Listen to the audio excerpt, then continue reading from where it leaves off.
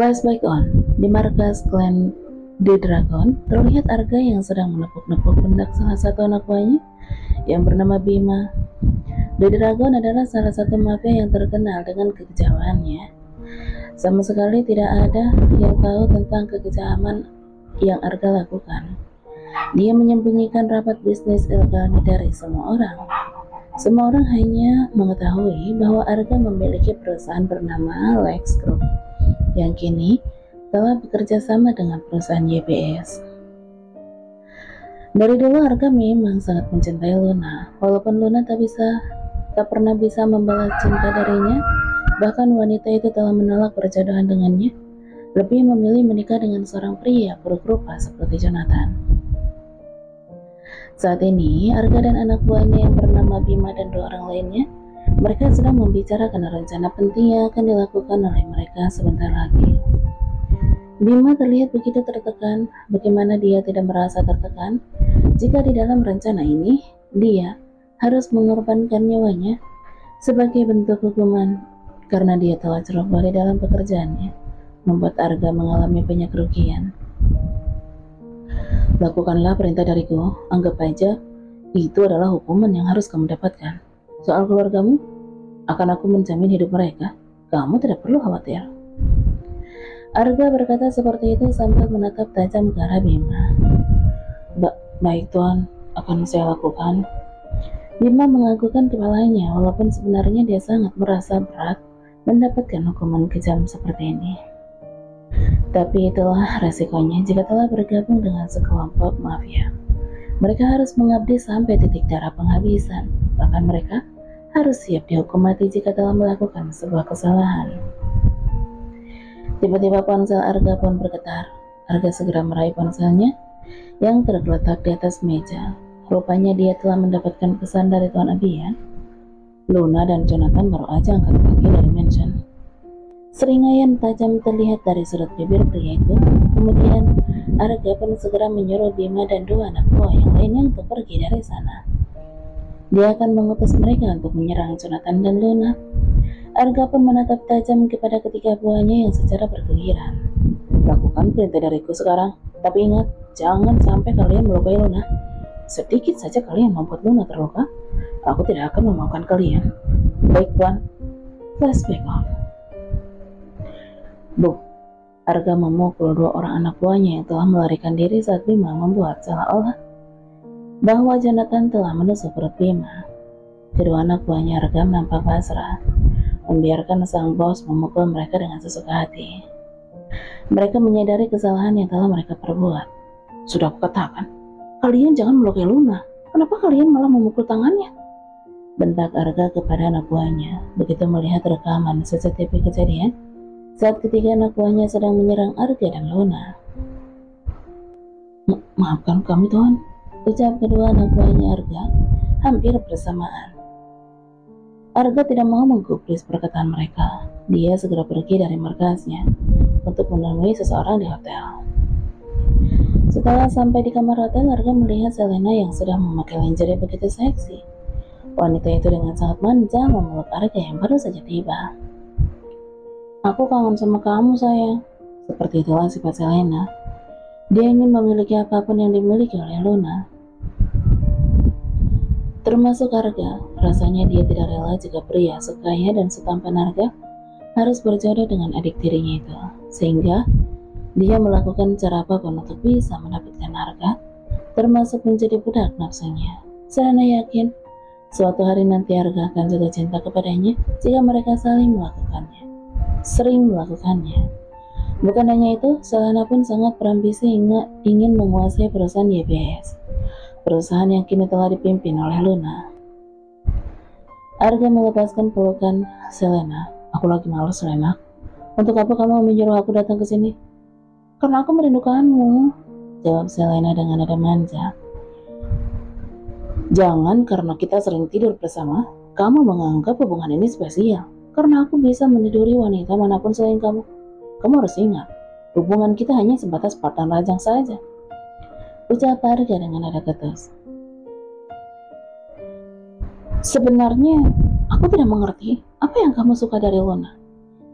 Selera Luna itu sangat rendah sekali. Mengapa dia bisa menikah dengan pria jelek dan miskin seperti Jonathan? Selena tak habis pikir. Mengapa Luna mau menikah dengan pria jelek seperti Jonathan? Membayangkan wajahnya saja membuatnya sangat mual dan ingin muntah. Arga menghela napasnya sebentar. Kemudian dia menjawab pertanyaan dari Selena. Kamu tenang saja. Sebentar lagi, Luna akan menjadi milikku. Selena mengerutkan keningnya. Mengapa kamu begitu percaya diri sekali? Apa kamu telah berbuat sesuatu untuk memisahkan Luna dan suaminya? Arga hanya tersenyum kecut.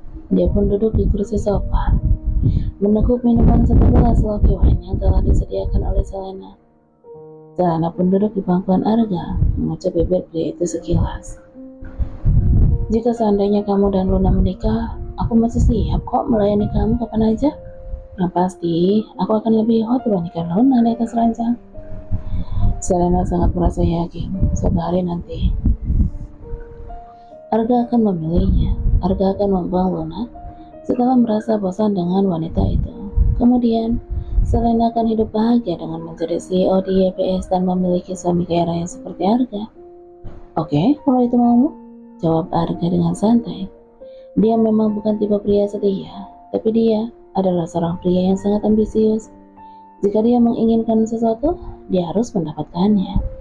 Termasuk, dia sangat menginginkan Luna untuk menjadi miliknya. Pak, saya tidak bersalah. Saya tidak membunuh preman itu. Saya dijebak. Teriak Jonathan di balik jeruji besi. Sampai mati pun, dia tidak akan pernah mau mengakui kesalahan yang sama sekali tidak dia perbuat. Sudah beberapa kali dia mengucapkan kalimat tersebut, tapi tidak ada satu orang polisi pun yang mau mendengarkannya. Sudah 3 hari Jonathan ditahan atas tuduhan pembunuhan berencana. Kamera CCTV di sana memang sengaja telah dirusak, seakan semuanya sudah direncanakan. Bahkan mungkin saja Arga telah bekerja sama dengan polisi untuk menghapus nama Luna sebagai saksi, membuat seolah-olah Luna tidak berada di sana. Sebuah rencana yang sempurna. Bahkan Arga telah menghadirkan 2 orang saksi bayaran yang seolah-olah mereka berdua berada di TKP melihat ketika Jonathan membunuh Bima. Jonathan kini telah dituduh sebagai seorang pelaku pembunuhan berencana atas Bima. Dengan alasan Jonathan memiliki hutang kepada Bima, tapi Jonathan enggan untuk membayar hutang kepada Bima, sehingga Jonathan membunuh Bima ketika bertemu dengan Bima di jalanan. Karena Jonathan tidak terima dengan sikap Bima yang terus menagih hutang kepadanya. Itulah yang diungkapkan oleh seorang saksi bayaran. Bahkan polisi dapat membuktikannya dengan tersimpannya buku catatan siapa saja yang memiliki hutang kepada Bima sebagai seorang rentenir di saku jaket Bima. Dan di sana tertulis salah satu orang yang berhutang kepadanya adalah Jonathan. Kemungkinan besar Jonathan bisa divonis hukuman mati di pengadilan nanti, karena Jonathan dituduh telah melakukan pembunuhan berencana. Menuduh seolah-olah Jonathan sengaja membawa belati dari rumah untuk melukai Bima. Jonathan duduk di sudut sel tahanan. Pria itu terlihat begitu menyedihkan. Hidupnya benar-benar hancur, bahkan namanya kini telah tercoreng. Semua orang telah menganggapnya sebagai seorang pembunuh. Bahkan wajahnya telah tersebar di sosial media dan juga di berbagai acara berita yang ada di televisi. Kemarin adalah jadwal adiknya pulang dari rumah sakit. Jonathan sangat mengkhawatirkan kondisi adiknya yang sering sakit-sakitan itu. Jika dia di penjara, siapa yang akan melindungi adiknya? Siapa yang akan merawat adiknya? Jonathan masih ingat saat dia terakhir bertemu dengan Vanya. Jonathan berkata kepada Vanya, kalau kamu pulang ke rumah nanti, kamu mau kakak masakin apa deh? Dan Vanya pun menjawab pertanyaan dari sang kakak dengan ceria. Walaupun kondisinya lemah, Vanya tidak ingin terlihat menjadi seorang adik yang menyedihkan di depan kakaknya. Aku ingin makan sayur bayam buatan kakak. Masakan kakak memang sangat enak.